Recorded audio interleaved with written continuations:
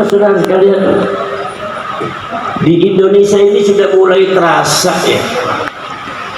Saya sendiri sudah mulai berpikir, pada waktu mereka semua terlalu mengagung-agungkan klan mereka, hidup di negara orang lain, mencari makan di negara orang lain, tapi selalu memuji-muji leluhur mereka. Kemudian juga mencaci maki, menginjak-injak leluhurnya tuan rumah. Kalian mungkin bisa aneh, tapi saya katakan kalian jangan aneh. Itu karakteristik Yahudi Hazari seperti itu. Karakteristik Yahudi Askenazi seperti itu. Bisa dirubah? Tidak bisa dirubah. Sebab apa? Sebab Allah mengatakan wa tubi'a ala qulubihim fahum la ya'lamun. Mereka sudah dicap oleh Allah, ditempel seperti itu karakternya. Tabiat makbur sudah dicap, tidak bisa dirubah. Makanya yang kita lakukan adalah pertahanan sekuat mungkin. Kalau untuk mereka sadar dan berubah ila yaumil qiyamah, tidak akan berubah, tidak akan mereka tidak akan sadar.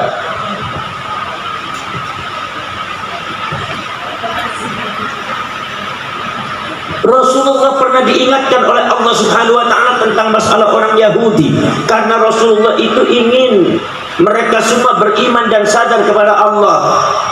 Apa kata Allah? Kata Allah, ya Muhammad, wa ya ma'asyiral ashab, wahai sahabat, afatatma'una ay yu'minu lakum wa qad kana fariqun minhum yasma'una kalam Allah thumma yuharrifunahu min ba'di ma 'aqaluhu wa hum ya'lamun.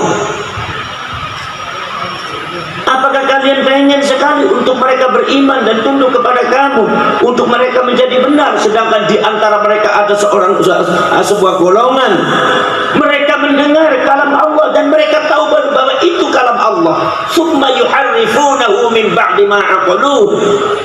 Kemudian kalam Allah itu dirubah oleh mereka dengan sengaja. Mereka tahu wahum ya'lamun, mereka tahu bahwa kelakuan mereka itu salah, tapi tetap dilakukan. Kenapa? Itu karakter yang makbur. Makbur sudah dicap oleh Allah, artinya enggak bisa. Makanya kita di dalam menghadapi orang-orang Ba'ani di sini, mereka sudah sadar. Saya yakin dia akan sadar. Jadi yang perlu kita lakukan apa? Ini kekuatan bangsa Indonesia, pagarnya harus kuat. Seperti misalnya, yaitu adalah Zulkarnain yang membuat apa, yang membuat satu, yaitu adalah membuat satu benteng besi yang sangat kuat. Saudara-saudara, jadi yang harus kita lakukan adalah benteng NKRI. Yang harus kita lakukan adalah benteng nasionalisme, benteng Ahlus Sunnah wal Jamaah, benteng Islam. Kalau urusan mereka ila yaumil qiyamah, saya yakin akan sadar, karena itu adalah makbur. Saudara-saudara sekalian, mereka saudara-saudara sekalian sudah mulai klaim daerah, sudah mulai membuat makam-makam palsu sesuai dengan apa yang mereka lakukan pada waktu di Palestina.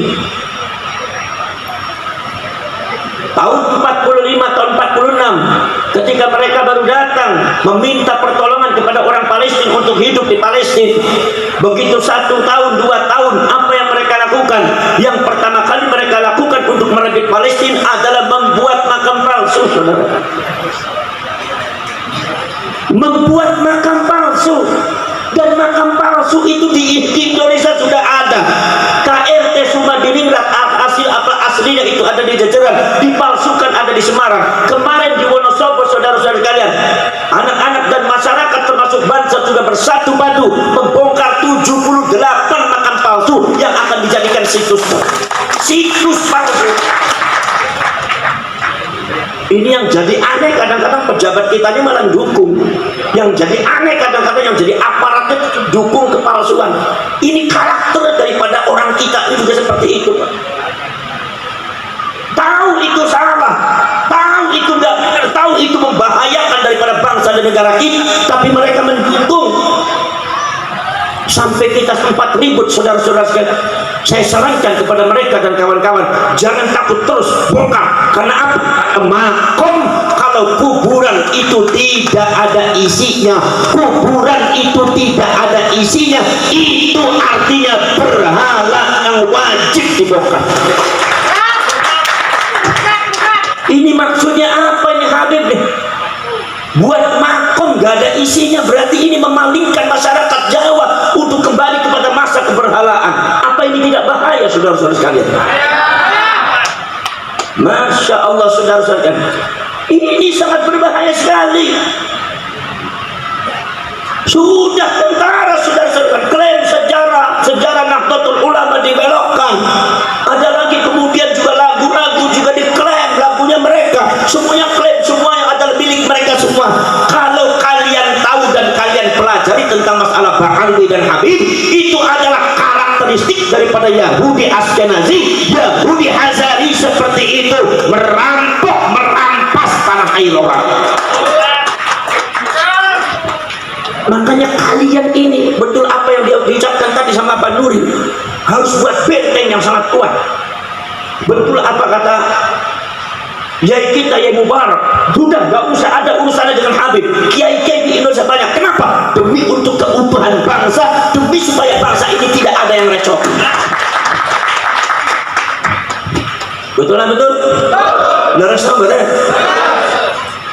Orang sering orang setulus demawan. Tapi ini segitu bahayanya bagi kita. Tapi ada di antara kiai-kiai dan ulama kita, apalagi ngakunya ulama NU, ini katanya tidak penting, dasmu gundul. Sampai ada kiai model apa menganggap ini masalah tidak penting? Ma yata'allaqu bi Rasulillah sallallahu alaihi wasallam, sesuatu yang berkaitan dengan Rasulullah harus dianggap penting. Saudara-saudara sekalian, Allah subhanahu wa ta'ala menganggap penting sesuatu yang berkaitan dengan Rasulullah.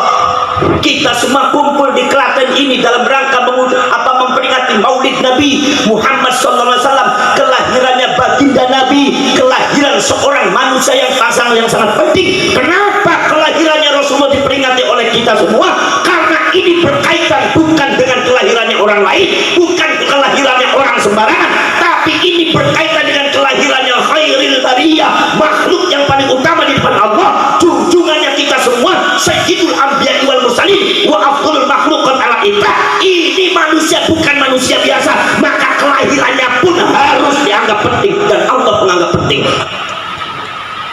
Jadi ente kalau jadi kiai jangan menganggap masalah nasab nggak penting, dasmu. Udah sampai pensiun aja dari kiainya sampai. Ngapain jadi kiai NU penakut seperti itu? Kecing-kecing modal kiai udah. Mulanya bisanya mau keblok toh. Ket wau niku kiai Nuril ngaos ngati kula ngaos bisanya mau keblok toh wong Klaten nglawan Habibnya wedi kabeh. Gini apa itu? Ini saudara-saudara sekalian, penting Yai, penting. Ini berkaitan dengan Rasulullah. Habaib ini bukan menyangkokkan nasabnya kepada si Tarjo, si Bejo, bukan sama si Tugimin, bukan. Ini menyangkokkan nasabnya kepada khairil bariyah, Allah apa Rasulullah, orang yang paling mulia, manusia terutama di depan Allah. Ini wajib ulama mengungkapnya, betul apa tidak? Ojo sampai ngomong ora penting, kaitannya berikan Nabi ora penting ke agama ini sama sampai itu. Saking dimana barang Habib nanti orang ini barang Kanjeng Nabi wong Klaten. Subhanallah, aneh kalau ada orang kayak seperti itu. Sampai yang tahu para sahabat itu adalah termasuk orang-orang yang menganggap penting kathratul ihtimam bima yata'allaqu bi Rasulillah sallallahu alaihi wasallam, memiliki satu kegiatan yang sangat mementingkan sesuatu yang berkaitan dengan Kanjeng Nabi. Subhanallah, sampai panjenengan kita bisa lihat ada kitab namanya Hayatus Sahabah, bagaimana kehidupan sahabat, pengalamannya bersama Rasulullah. Sampai buka kitab namanya Al-Imam Abu Isa At-Tirmidzi, kitabnya namanya Asy-Syama'ilul Muhammadiyah. Itu semua sifatnya Rasul, wa ahwalur Rasul, sikap tingkah lakunya Rasul, sifatnya Kanjeng Nabi, jasadnya, fisiknya, akhlaknya, perjuangannya, cara bicaranya Kanjeng Nabi bagaimana, cara duduknya Kanjeng Nabi bagaimana, cara buang air kecilnya Kanjeng Nabi bagaimana, cara buang air besarnya Kanjeng Nabi bagaimana, cara bersucinya Rasulullah bagaimana, cara tidurnya bagaimana, cara bangunnya bagaimana, cara makannya Rasulullah. Kata para sahabat mengatakan Kanjeng Nabi kalau makan itu mulutnya kecap-kecapnya 37 kali. Itu kecap-kecapnya Rasulullah dihitung oleh sahabat. Kenapa? Karena para sahabat menganggap sesuatu yang berkaitan dengan Rasulullah adalah sesuatu yang paling penting. Kanjeng Nabi negara 37 kecap-kecap. Orang kaya dasmu iki mangan gak ono kecap-kecap, manganane cepet entek kabeh, katuk ya ini geding kaya kowe kok kakak ayamnya ilang ki umatnya sapa sampeyan iki napa mboten? Iki napa mboten? Astagfirullah. Apa sih keuntungannya membahas orang lagi duduk? Apa sih keuntungannya orang membahas lagi tidur? Apa keuntungannya orang membahas lagi buang air kecil, bersuci? Tidak ada keuntungannya, tidak ada fungsinya, tidak ada manfaatnya. Tapi kalau itu berkaitan dengan Rasulullah SAW, itu sangat berkaitan dengan syariat, sangat berkaitan dengan akhlak, sangat berkaitan dengan akidah, sangat berkaitan dengan iman, sangat berkaitan dengan agama, maka seluruhnya dicatat oleh para sahabat karena ini dianggap penting. Sampai ya cuma ngomong orang penting gitu. Ustaz interior ngomong orang penting kamplang siji-siji beres. Jenggot tok sing dawa sampean. Ning kampungnya aku ya enek jenggote dawa-dawa gak bisa ngaji. Sopo ya wedhus kacang.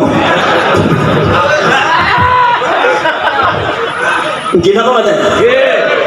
Nasab yang berkaitan kali Kanjeng Nabi penting apa mboten? Jawab sampean. Penting. Nasab yang berkaitan kali Kanjeng Nabi penting apa ora kabeh? Penting. Sebab ini kaitannya dengan akidah, ini kaitannya dengan syariat, ini kaitannya dengan akhlak. Hancurnya akidah, hancurnya syariat, hancurnya akhlak, maka ada seorang marga Alwi mencakup nasab kepada Rasulullah secara tidak benar, menghancurkan akhlak dan akidahnya orang. Apa orang penting ya? Subhanallah saudara, Gusti Allah itu menganggap penting sesuatu yang berkaitan dengan Rasul. Nganti Kanjeng Nabi niku diumumaken ke zaman rumiyin. Wa in akhadallahu mitsaqan nabiyyin lama ataitukum min kitabin wa hikmah thumma ja'akum rasulun musaddiqun lima ma'akum la tu'minunna bihi wa la tansurunnah. Zamanul arwah, zaman para nabi, para rasul masih berupa roh atau nyawa, belum ada jasadnya, belum diciptakan di bumi dan di langit. Itu sudah diumumkan oleh Allah bakal datang seorang rasul. Rasulnya sifatnya musaddiqun lima ma'akum, membenarkan apa yang ada pada mereka semua, membenarkan ya satu syariat yang sebelum mereka semua, sebelum rasul tersebut, merehabilitasi undang-undang, meluruskan sejarah, memulihkan nama baik daripada para nabi, para rasul. Allah Subhanahu wa taala mengumumkan kepada para nabi dan para rasul pada waktu itu masih berupa roh atau nyawa, bahwasanya bakal thumma ja'akum rasulun musaddiqun lima ma'akum, setelah kalian hidup di dunia bakal datang seorang rasul sifatnya musaddiqun lima ma'akum, mengklarifikasi, membenarkan dan membela dan membenarkan, menjadi saksi, meluruskan sejarah, memulihkan nama baik daripada orang-orang atau nabi-nabi sebelumnya, rasul sebelumnya yang sudah dihancurkan oleh orang-orang yang tidak bertanggung jawab. Siapa rasul itu? Kata al-imam syahid wa syekhul kabir wal bahru zakhir khatimu awliya'il warithina fil awwal wal akhir muhyil haqqi wad din 'ala at-taqrir Abu Bakar Muhammad bin Ali bin Muhammad bin Abdullah Abdai al-Halibi Muhyiddin Ibnu Arabi mengatakan rasulun musaddiqun lima ma'akum. Ini maksudnya Kanjeng Nabi Muhammad SAW. Bi'atsatu Muhammadin, kebangkitan Kanjeng Nabi Muhammad sudah diumumkan oleh Allah sejak zamanul arwah. Ketika para nabi, para rasul masih berupa roh atau nyawa, itu sudah diumumkan Kanjeng Nabi akan datang, menunjukkan Allah menganggap penting kedudukannya Kanjeng Nabi, kebangkitannya Kanjeng Nabi, kelahirannya Rasulullah. Bukan kelahiran biasa, tapi ini hal yang sangat maha penting berkaitan dengan agama. Gusti Allah menganggap penting, kayak Klaten ngomong orang penting sembarangan sampai ini. Apa Rasul adab baru Gusti Allah sampean. Pensiun bae dari kaine sampean. Ojo barang-barang baal ini bojone dek ora wani sampean. Nek kiai sing wani-wani jaman rumiyin niku teng buntet niku Mbah Yai ini bojone 3 4 saiki tak ono sing wani. Ini buntet ora wani napa malih teng Klaten niku. Kumis setok dogo-dogo syukur belah kumis sampean kiai marang bojo gak wani sampean iki. Ya ora Gus.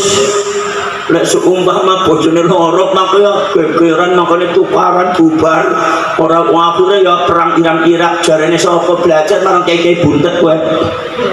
Nek kiai duwe siji ya akhire tambah meneh loro protes-protes sewot-sewot aja mandek iki tambahi malah 3 sisan.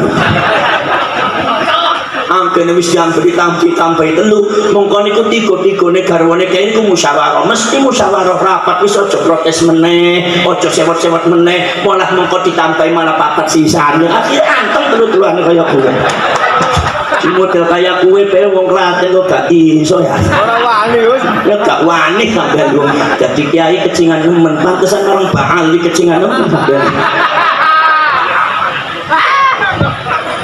Dina komandan. Ini penting Pak. Subhanallah. Sampai para sahabat Rasul ayatanlah bil Rasul. Sesuatu yang berkaitan dengan Rasul itu harus diklarifikasikan dan itu adalah tugasnya Kanjeng Nabi, tugasnya Al-Qur'an. Nabi Isa niku Pak di framingnya oleh orang Yahudi adalah anak zina. Kenapa? Sebab Nabi Isa niku putrane Siti Maryam. Siti Maryam hamil tanpa bapak. Kersane Gusti Allah. Siti Maryam niku tiang khidmat wonten dumateng Masjidil Aqsa. Teng Masjidil Aqsa niku wonten tiang setunggal malih. Niku jenenge sapa? Jenenge Yusuf An-Najjar. Sami-sami tiang soleh. Begitu Siti Maryam diparingi anugerah dumateng Gusti Allah, hamil tanpa bapak. Ruh Gusti Allah dimlebu kena wonten dumateng wetenge wonten dumateng napa awake Siti Maryam. Siti Maryam hamil tanpa bapak. Tiang Yahudi berteriak Maryam berbuat zina dengan Yusuf. Ini harus diklarifikasikan. Ini kaitannya dengan Nabi dan Rasul. Jangan diam saja. Saudara-saudara sekalian, subhanallah. Subhanallah saudara-saudara sekalian. Nabi Isa dianggap anak Tuhan. Apa anak Tuhan? Nabi Isa dianggap anak Yusuf. Sampai detik ini di Old Testament, New Testament, Bible orang Yahudi dan orang Nasrani, kalau Anda baca itu masih ada tulisan Yusuf, apa namanya tulisannya Isa bin Yusuf. Nek ono sing nulis Isa bin Yusuf, berarti seolah-olah mereka mengatakan Nabi Isa anak sinanya Yusuf bersama dengan Siti Maryam. Dianggapnya Nabi Isa itu anak zina. Masih ada tulisannya, saya juga kaget. Subhanallah. Nabi Isa dianggap anaknya Allah. Diklarifikasi oleh Allah bahwa Isa itu adalah, saudara-saudara sekalian, itu adalah hamba Allah. Ketika Nabi Isa berketika Siti Maryam dituduh zina, Siti Maryam lari mau dibunuh, diselamatkan oleh Nabi Zakaria. Begitu Siti Maryam sudah melahirkan, Siti Maryam mengatakan, ya Rabbi, kalau seandainya ada orang bertanya bagaimana, bertanya tentang anak ini bagaimana, mereka semua tidak akan percaya. Apa sebab alam yang sesti masyar, saya ini perempuan yang tidak pernah disentuh oleh orang laki-laki. Walam aku bahagia, dan aku ini bukan WTS. Sanes yang ingkang nakal Gusti pripun jawabe Gusti Allah maringi ajarannya Maryam, katakan kepada mereka inni nazartu lirrahmani shauma wa lan ukallimal yauma insiya, bahwa aku berjanji kepada Tuhanku yang maha kasih dan maha cinta untuk berpuasa, tidak boleh ngajak ngomong kepada siapapun. Maka ketika ditanya Siti Maryam, isyarat untuk menanyakan langsung kepada anaknya yaitu Nabi Isa.